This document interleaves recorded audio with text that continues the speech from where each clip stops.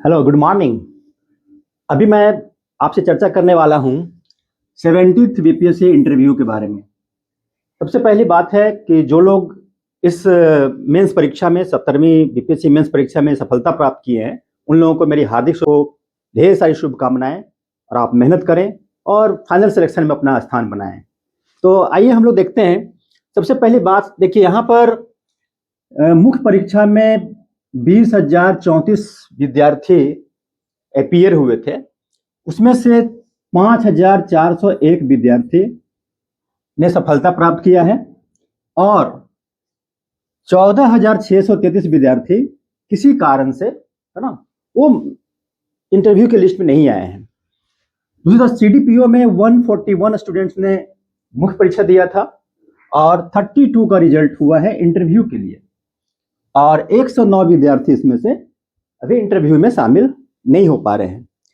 तो जैसा कि मैंने अभी कहा, जिन विद्यार्थियों ने सफलता प्राप्त किया है उनको मेरी शुभकामनाएं, और जो किसी कारण से अभी थोड़ा सा पीछे रह गए हैं, कटअप से थोड़ा सा पीछे रह गए हैं, कुछ लोग ऐसे भी होंगे जो हो सकता है 1 नंबर से 2 नंबर से पीछे रहे होंगे, तो उन सबों को भी मेरी तरफ से, है ना, एक शुभकामनाएं हैं, ताकि अपनी कमियों को दूर करके आगे वो बेहतर करें। तो जाहिर है कि इन सारे स्टूडेंट्स को चाहिए कि अभी वो अपने कमियों को देखें, रिटेन में कहाँ कहाँ समस्याएं रही थी, कैसे और आप बेहतर कर सकते हैं, है ना। तो बेहतर करने के लिए आप प्रयास में अभी से ही लग जाएं। अब ये समय आपको यूज करना है कैसे और हम बेहतर कर सकें और अगली बार हम फाइनल लिस्ट में अपने रोल नंबर को रखें। तो निराश नहीं होने का है। जाहिर है कि आपने भी काफी मेहनत किया है, थोड़ा बहुत नंबर से आपका रुका है, उसको आप दूर कर लेंगे तो अगली बार आप निश्चित रूप से सफलता प्राप्त करेंगे। मेरी शुभकामनाएं हैं। तो आइए हम लोग इंटरव्यू के बारे में बात करते हैं। बीपीएससी इंटरव्यू, देखिए, सबसे पहली बात है कि जो एग्जामिनेशन है, इस एग्जामिनेशन में 900 मार्क्स का मेन एग्जामिनेशन होता है। मेन एग्जामिनेशन 900 मार्क्स का है और 120 नंबर इंटरव्यू का। अब आप यहां पर देख सकते हैं कि टोटल 1020 नंबर का इंटरव्यू है। 1020 मार्क्स के फाइनल, है ना, स्कोर है, जिसमें से 900 मेंस का है जो आप पास कर चुके हैं। 900 मार्क्स का जो एग्जामिनेशन था, इसमें आपने सफलता प्राप्त किया है। अब देखिए यहां पर क्या है, 120 नंबर है, काफी कम दिखता है, काफी कम लगता है। ये लगभग 11.76% इसका रोल है। मतलब परसेंटेज, मार्क्स के परसेंटेज के हिसाब से देखेंगे तो 11.76% इसका रोल है, और मेंस का रोल है 88.24%। 88.24%। अब देखिए, इसको मैथमेटिकली जब समझेंगे तो आपको इंटरव्यू का रोल 11.76% आपको दिख, लगभग 12% दिख रहा है। लेकिन क्या इसका मतलब यही है कि इसका महत्व इतना कम है? क्या इसका महत्व केवल 11 से 12% ही है? ऐसी बात नहीं है। अगर आप इस एग्जामिनेशन को पास करके यहां आए हैं तो निश्चित रूप से इंटरव्यू का रोल और ज्यादा बढ़ जाता है, और ज्यादा महत्वपूर्ण होता है आपके लिए, क्योंकि आप इस परीक्षा को पास किया, अब आपको यहां से पास करना, निकलना है। तो एक बड़ा अचीवमेंट आपने प्राप्त किया है। इसके साथ साथ एक छोटा सा अचीवमेंट, अगर उसमें कहीं लैकिंग होती है, वहां कहीं कमी रह जाती है, तो फिर इसका कोई इंपॉर्टेंस नहीं होगा 900 मार्क्स का। इसलिए ये 10%, 11% का मार्क्स, ये बहुत ही महत्वपूर्ण स्थान रखता है। पहला, जो आपका फाइनल सिलेक्शन होना है, फाइनल सिलेक्शन में इसी 11.6% मार्क्स का मेजर रोल होगा। दूसरा, जो रैंक का डिटर्मिनेशन होता है, रैंक डिटर्मिनेशन,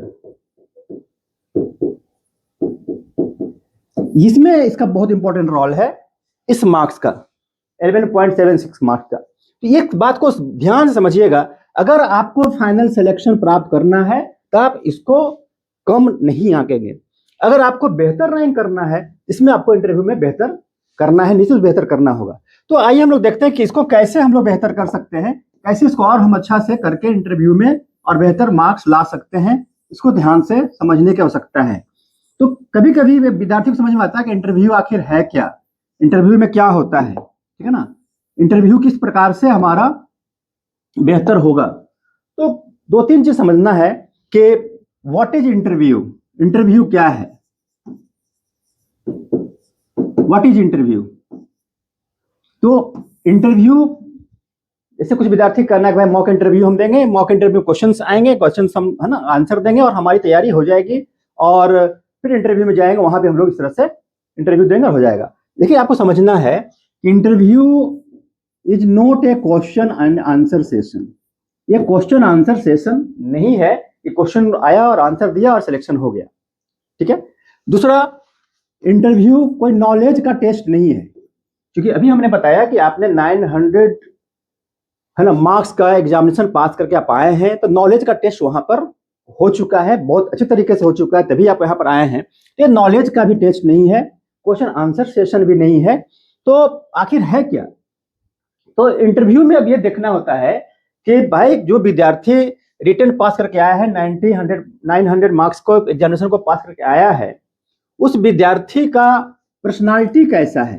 तो it is a personality test, personality test. Personality का मतलब which kind of people you are, मतलब आप किस तरह के व्यक्ति हैं, किस तरह का आपका व्यक्तित्व है, ये सबसे इंपॉर्टेंट चीज है। दूसरा, इसको हम कह सकते हैं कि intellectual type of gossiping, intellectual type of gossips, जहां पर 4 या 5 आपसे सीनियर विद्वान जानकार व्यक्ति वहां बैठेंगे, आप रहेंगे और एक इंटेलेक्चुअल लेवल का गॉसिपिंग होगा, वहां पर बातें होंगी, समझ में आएगा। सबसे बड़ी बात है कि इंटरव्यू में नॉलेज नहीं बल्कि आपकी पर्सनालिटी का टेस्ट होता है। तो पर्सनालिटी एक बहुत ही कॉम्परेटिव और कॉम्प्रिहेंसिव फिनोमेना है, जिसमें आपके इंटरनल और एक्सटर्नल दोनों ही पहलुओं का टेस्ट होता है।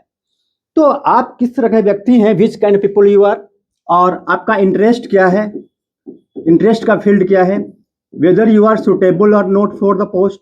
जैसे इसमें कुछ पोस्ट है एसडीएम का, कुछ पोस्ट है होता है पुलिस सर्विस का, डीएसपी का, कुछ पोस्ट होता है फाइनेंस सर्विसेज का, कुछ पोस्ट होता है जैसे अदर सर्विसेज हैं, बहुत सारे सर्विसेज इसमें हैं। तो अलग अलग स्टूडेंट की कैपेबिलिटी, उनका एटीट्यूड, उनका एप्टीट्यूड अलग अलग होता है। तो क्या आप प्रशासनिक सेवा के लिए आपका एटीट्यूड है, आपका एप्टीट्यूड है, पुलिस सेवा के लिए आपका एटीट्यूड एप्टीट्यूड है। तो इस प्रकार से यह देखना होता है कि विद्यार्थी जो यहाँ इंटरव्यू में शामिल हो रहा है उसके मेंटल एबिलिटी या माइंडसेट कैसा है, किस पद के लिए वो है ना डिजर्व करता है। तो आपके जो डिजर्विंग का जो नेचर है, क्राइटेरिया है, उसको इंटरव्यू बोर्ड भली भांति चेक करना चाहता है। दूसरा, जैसा कि अभी हमने बताया था कि it is not a question answer session, इसका मतलब हुआ कि आप वहां पर इंटरव्यू जब जाते हैं, इंटरव्यू में बोर्ड के सामने बैठते हैं, क्वेश्चन शुरू होता है, आप उसका आंसर देते हैं, that is not only interview.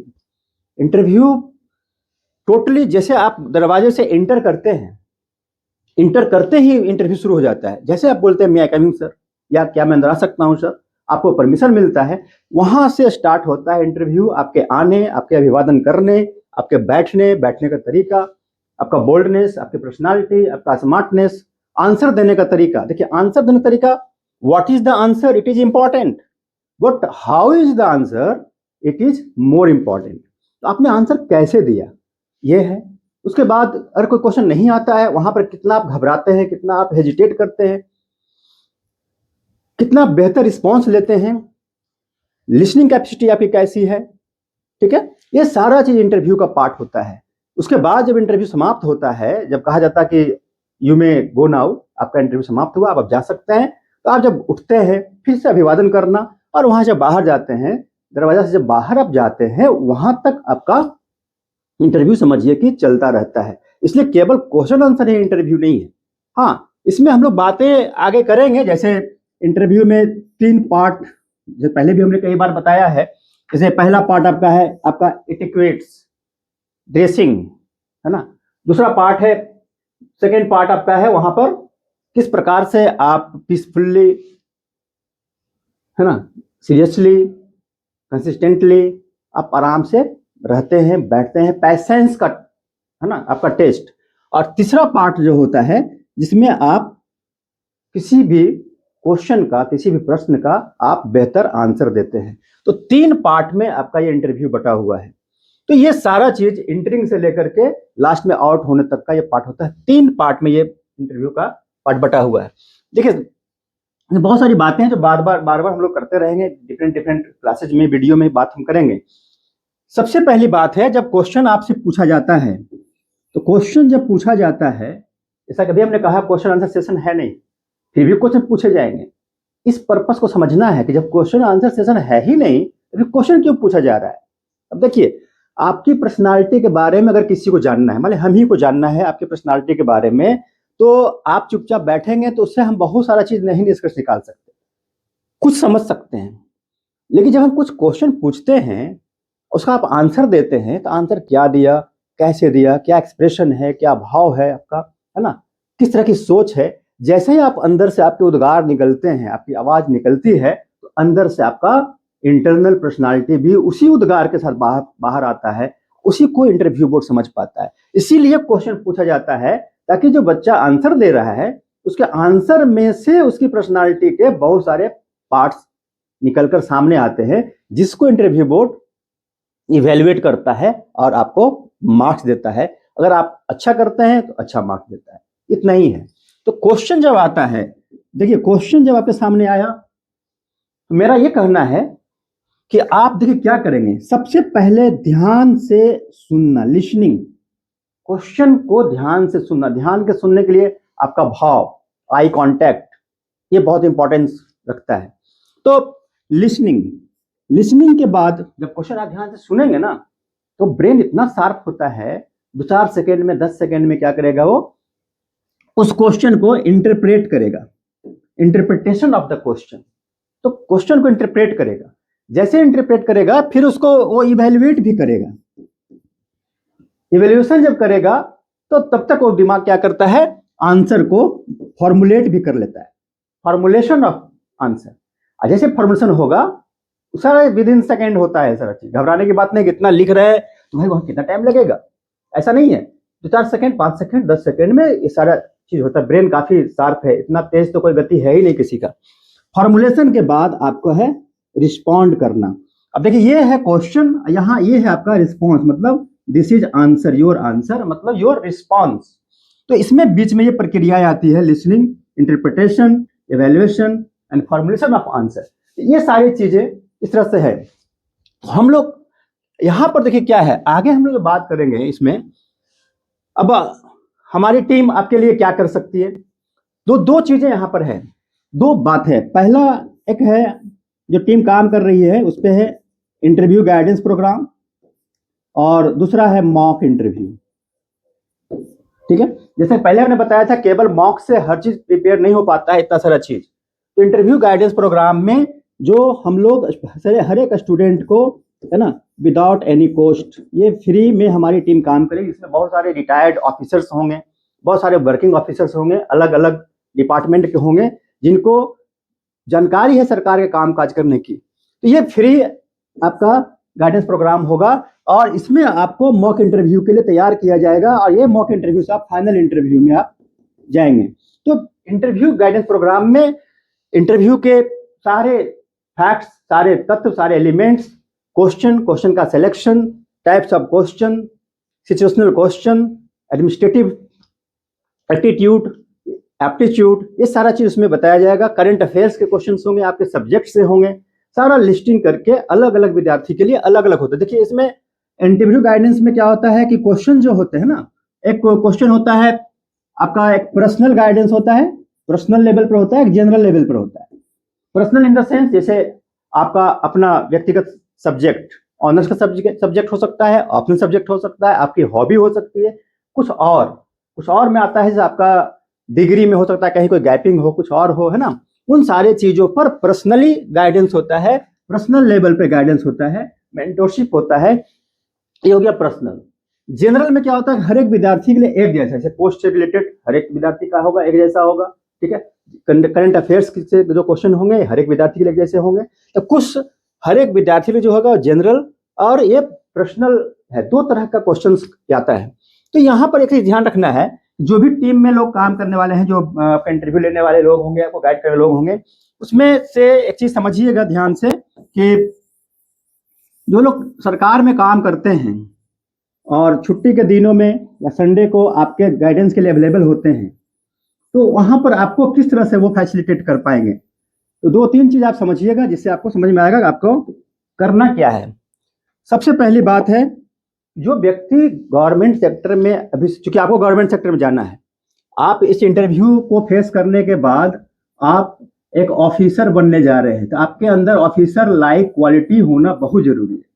Officer like quality, officer जैसा आपकी गुणवत्ता होनी चाहिए। तो क्या होता है उसमें, कोई अलग ग्रह पे चले जाएंगे क्या, आप मंगल पे चले जाएंगे, चांद पे चले जाएंगे क्या, ऐसा नहीं है। तो होता क्या है, देखिए यहां पर एक ऑफिसर काम करता है, ठीक है, नीचे आम लोग होते हैं जिनकी कुछ आकांक्षाएं होती हैं, उसको हम लोग बोल रहे हैं जन आकांक्षा, जन आकांक्षाएं, ठीक है।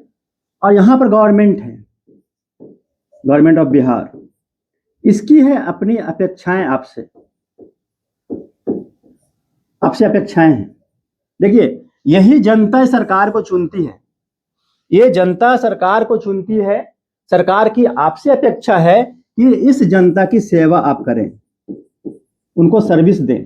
अब सर्विस कैसे दें, ये सर्विस का लेवल कैसा होगा, आपका एटीट्यूड एप्टीट्यूड उनके साथ कैसा होगा, व्यवहार आपका कैसा होगा, ये सारा चीज जो व्यक्ति यहाँ बैठता है वो समझता है कि जनता की आकांक्षाएं क्या है, हमें कैसे काम करना है, किसी योजनाओं को कैसे लागू करना है, सरकार की जो योजनाएं हैं, स्कीम्स हैं, है ना, उसको हम आम जनता तक कैसे पहुंचाएंगे।